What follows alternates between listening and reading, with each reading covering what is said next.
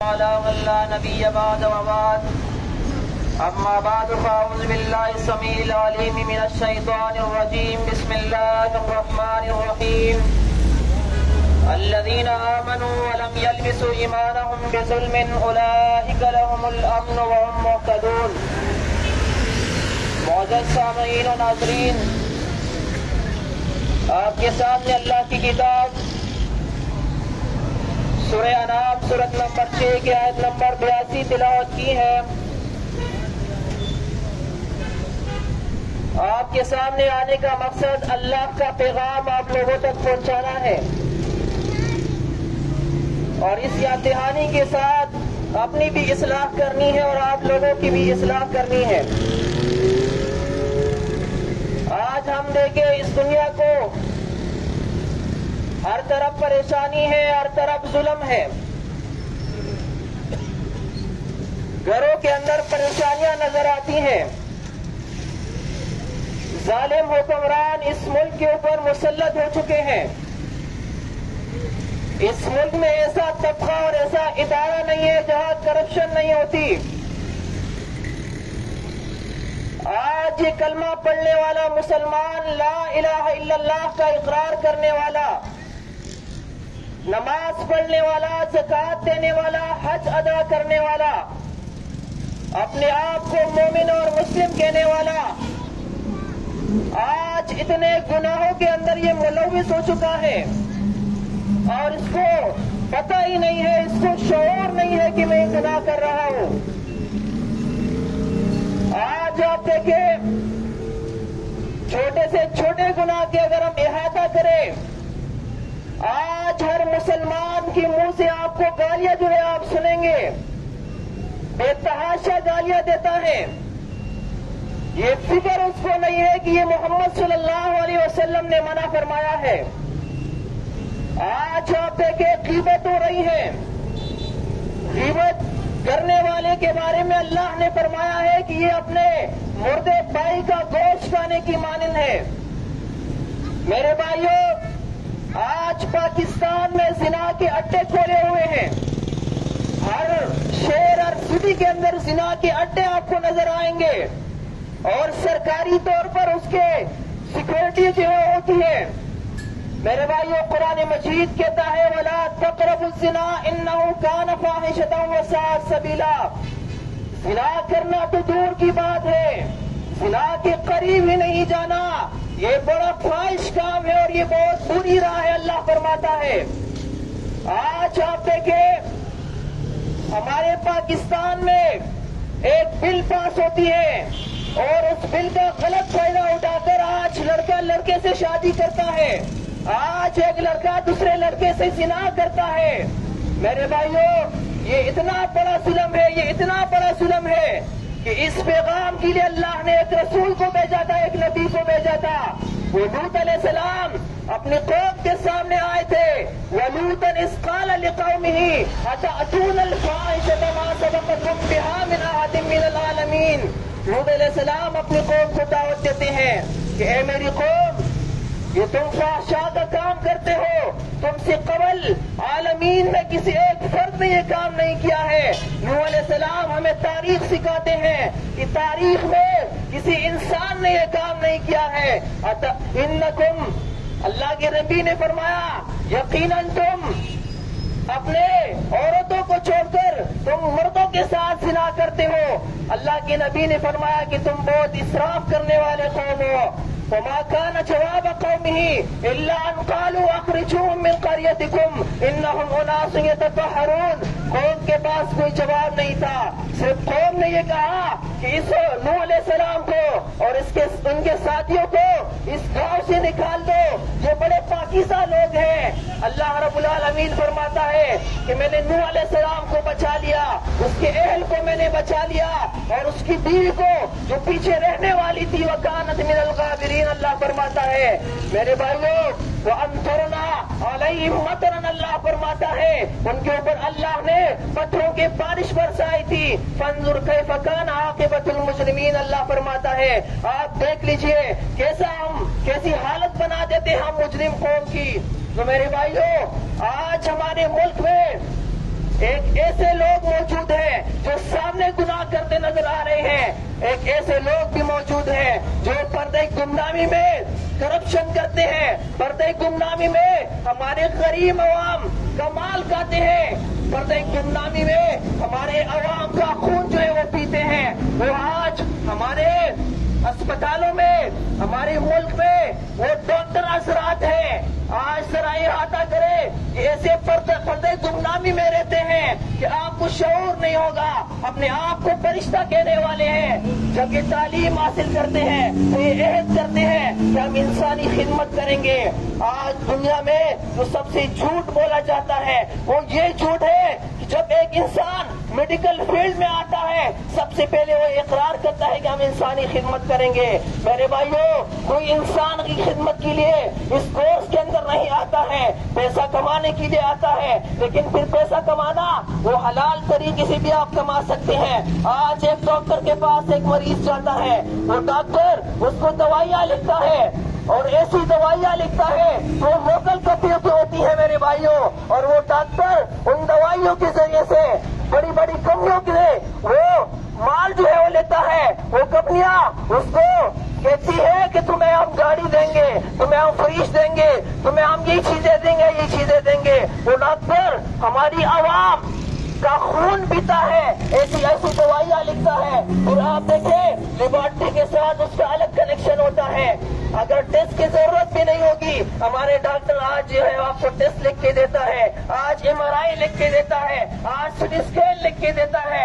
میرے بھائیوں، ان غداروں کو پہچان لو، ان ظالموں کو پہچان لو۔ آج یہ ہماری صحت کے دشمن ہے، آج یہ ہماری قوم کے دشمن ہے۔ یہ الفاظ سخت ضرور ہے، یہ الفاظ تہذیب کے اندر نہیں ہے، یہ الفاظ ادب کے خلاف ہے، لیکن اس لیے بول رہا ہوں کہ آج پردے گمنامی کے اندر ہمارے ہاں کرپشن ہو رہی ہے۔ میرے بھائیوں، آج ہماری پولیس وہ کرپشن کرتی ہے۔ اگر کسی سے کوئی چیز گم ہو جائے، کوئی کیس آ جائے، ہماری پولیس ہمارے تھانے کے اندر بغیر پیسوں کا افراد جو ہے وہ نہیں کٹوائی جاتی۔ میرے بھائیوں ذرا غور کریں، یہ تو وہ چیزیں ہے جو ہمارے معاشرے میں ہمیں سامنے نظر آتی ہے۔ اللہ کے نبی اللہ رب العالمین نے فرمایا، جو آیت میں نے آپ کے سامنے تلاوت کی ہے، الذین آمنوا ولم یلبسوا ایمانہم بظلم اولئک لہم الامن وہم مہتدون۔ اللہ نے فرمایا، جن لوگوں نے ایمان لایا اور اپنے ایمان میں انہوں نے ظلم کی ملاوٹ نہیں کی تو ان لوگوں کے لیے امن ہے، ان لوگوں کے لیے سکون ہے، وہ اطمینان کی زندگی گزاریں گے۔ اور اللہ نے فرمایا یہی ہدایت یافتہ لوگ ہیں۔ میرے بھائیوں، آج تو چھوٹے چھوٹے مسائل بہت ہوتے ہیں، آج تھانوں کے اندر ظلم ہوتا ہے، آج اسپتالوں کے اندر ظلم ہوتا ہے، آج ہمارے گھروں کے اندر ظلم ہوتا ہے، لیکن صحابہ کرام نے اللہ کے رسول سے پوچھا کہ یہاں ظلم سے کیا مراد ہے؟ اللہ کی نبی صلی اللہ علیہ وسلم نے فرمایا کہ تمہیں نہیں پتا؟ سورہ لقمان میں اللہ فرماتا ہے، لقمان رحمۃ اللہ کا واقعہ بیان کرتا ہے، یہ بیٹے اللہ کے ساتھ شرک مت کرنا، ان الشرک لظلم عظیم، یقیناً یہ شرک جو ہے سب سے بڑا ظلم ہے۔ میرے بھائیوں، ہمیں شرک کو پہچاننا چاہیے کہ شرک ہے کیا۔ اللہ کے جو حقوق ہے، اللہ کے جو اختیارات ہیں، اللہ کے جو احکامات ہیں، اللہ کے جو معاملات ہیں، اللہ کی جو صفات ہیں، ان صفات، ان حقوق، ان اختیارات، ان معاملات میں اللہ کی مخلوق کو اللہ کے ساتھ شریک ٹھہرانا، ان حقوق میں سے اللہ کی مخلوق کو حصہ دینا، یہ شرک کہلاتا ہے۔ میرے بھائیوں، آج آپ غور کریں، آج ہم نے بلڈنگ بنائی ہے، یہ بلڈنگ کے اوپر ہم نے گائے کا سینگ لگایا ہے، آج ہمارا بچہ بیمار ہو جاتا ہے، ہم بچے کے گلے میں تعویذ لٹکا دیتا ہے۔ اللہ کے بندو، آج اگر ہم کوئی عمارت تعمیر کرتے ہیں اس کے اوپر ہم گھوڑے کا نال لگاتے ہیں، کالا جھنڈا لگا دیتے ہیں، کالی ہنڈی رکھ دیتے ہیں، ہم اپنے بچے کی پیشانی کے اوپر کالا ٹکا لگاتے ہیں، اور ہمارا عقیدہ یہ ہوتا ہے یہ کالا ٹکا، یہ گائے کا سینگ، یہ گھوڑے کا نال، یہ کالا جھنڈا، یہ کالی ہنڈی، یہ ہماری مصیبت کو دور کرے گی۔ میرے بھائیوں، قرآن مجید نے فیصلہ کیا ہے کہ مصیبت کو دور کرنے والا، مصیبت لانے والا، تکلیف دینے والا وہ صرف رب کائنات ہے، وہ صرف شہنشاہ اعظم ہے، اس کے ساتھ کوئی دوسرا شریک نہیں ہے، نہ اس کے اختیارات میں شریک ہے، نہ اس کے حقوق میں شریک ہے، نہ اس کی صفات میں شریک ہے۔ میرے بھائیوں، آج اگر ہماری قوم کو ضرورت ہوتی ہے اولاد کی، وہ درگاہوں پہ جاتی ہے، وہ پیروں کے پاس پاس جاتی ہے وہ تعویذ لٹکاتی ہے. اللہ بیان فرماتا ہے سورہ شورى میں سورت نمبر 42 آیت نمبر 49 اور 50 میں یحفر من یشاء اناثا ویحفر من یشاء ذکورا او یزوجہم ذکرانا واناثا ویجعل من یشاء عقیما. وہ اللہ جس کو چاہتا ہے لڑکے دیتا ہے, وہ اللہ جس کو چاہتا ہے لڑکیاں دیتا ہے, وہ اللہ جس کو چاہتا ہے ملا جلا کے دے دیتا ہے, اور وہ اللہ جس کو چاہتا ہے اسے باز رکھتا ہے. دنیا کی کوئی طاقت اس کو اولاد نہیں دے سکتی ہے. میرے بھائیوں, زکریا علیہ السلام اللہ کے ولی ہے, اللہ کے نبی ہے. وہ زکریا اسناد ربہ ربی لا تذرنی فردا وانت خیر الوارثین. زکریا علیہ السلام اولاد اللہ سے مانگتے ہیں, اولاد کے لیے اللہ سے دعا کرتے ہیں, لیکن آج ہم درگاہوں پہ جا رہے ہیں اور ہم دعویٰ کرتے ہیں کہ ہم نبیوں کو ماننے والے ہیں. نبیوں کو ماننے والے وہی ہوتے ہیں وما ارسلنا من رسول الا لیطاع باذن اللہ. اللہ کسی نبی کو نہیں بیچتا ہے مگر اس لیے بیچتا ہے کہ اس کی اطاعت کی جائے اللہ کے حکم سے.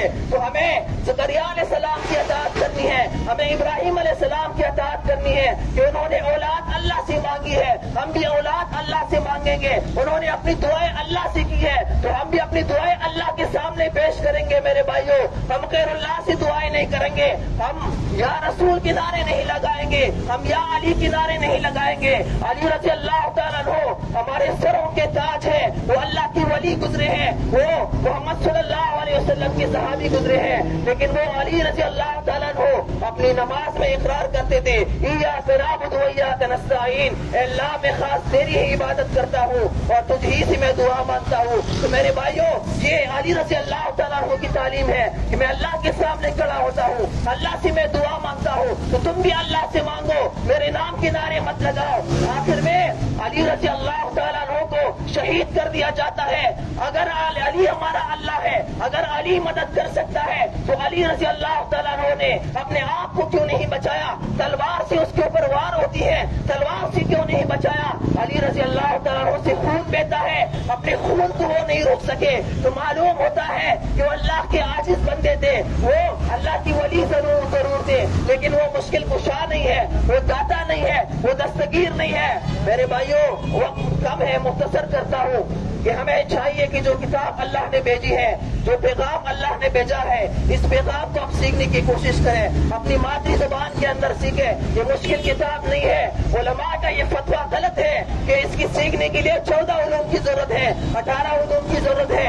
اس کی سیکھنے کے لیے کسی علم کی ضرورت نہیں ہے. میرے بھائیوں, قرآن مجید کے اندر اللہ نے فرمایا ہے وَلَقَدْ يَسَّرْنَا الْقُرْآنَ لِلذِّكْرِ فَهَلْ مِن مُدَّكِرٍ. اس قرآن کو میں نے آسان کر دیا ہے, کوئی ہے اس سے نصیحت لینے والا؟ اللہ کو سپاہی درکار ہے, اللہ کو مجاہدین درکار ہے. تو نکلو, جہاد کرو اور اللہ کی کتاب کو سیکھنے کی کوشش کرو. جب آپ اللہ کی کتاب کو سیکھو گے یہ پھر قواعد ختم ہو جائے گی. تم یا علی مدد کے نعرے نہیں لگاؤ گے, پھر یا رسول اللہ کی صدائیں بلند نہیں ہوگی, پھر تعویذ نہیں لٹکاؤ گے, پھر قبر کے اوپر نہیں جاؤ گے, پھر ڈاکٹر کی ظلم کو تم پہچان لو گے, آج پھر پولیس کی ظلم کو تم پہچان لو گے, آج ہمارے پردے گمنامی میں رہنے والے علماء سو کی ظلم کو تم پہچان لو گے. تمہیں معلوم ہو جائے گا کہ علماء حق کون ہوتے ہیں. علماء حق وہ ہوتے ہیں جو لا الہ الا اللہ کی صدا بلند کرتے ہیں. میرے بھائیوں, تو ضروری ہے اس کتاب کو ہم سیکھنے کی کوشش کریں.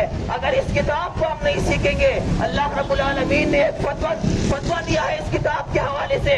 اللہ نے فرمایا ہے سورۃ طٰہٰ سورت نمبر 20 کی آیت 124 میں وَمَنْ أَعْرَضَ عَنْ ذِكْرِي فَإِنَّ لَهُ مَعِيشَةً ضَنكًا وَنَحْشُرُهُ يَوْمَ الْقِيَامَةِ أَعْمَىٰ. جس نے اس کتاب سے اعراض کیا, اس کو سیکھنے کی کوشش نہیں کی, اس سے بیان کرنے کی کوشش نہیں کی, تو اللہ فرماتا ہے اس کی زندگی میں تنگ کر دوں گا.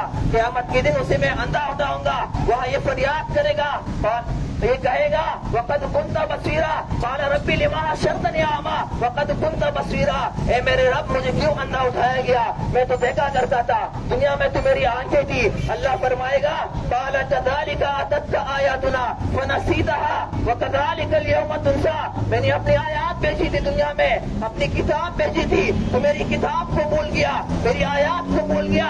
آج کے دن میں نے تجھے بلا دیا ہے. تو میرے بھائیوں, ٹائم مختصر ہے, تو ہمیں چاہیے کہ اللہ کی کتاب کو ہم سیکھنے کی کوشش کریں, رسول اللہ صلی اللہ علیہ وسلم کی سنت پر ہم عمل کریں. ہم فتووں سے بات آ جائیں, ہم یا رسول کے نام سے بات آ جائیں. رسول سے محبت یہ ہے کہ تم رسول کے اتباع کرو, رسول کی اطاعت کرو, رسول نے جو حکم دیا ہے اس کو مان لو تو انشاءاللہ اس دنیا کے اندر بھی امن آئے گا، آخرت کے اندر بھی اللہ ہمیں لاسوال نعمتوں کے اندر داخل فرمائے گا۔ اللہ سے دعا ہے کہ اللہ رب العالمین ہمیں بولنے اور سننے سے زیادہ عمل کرنے کی توفیق عطا فرمائے۔ اقول قولی ھذا استغفر اللہ لی ولکم ولسائر المؤمنین۔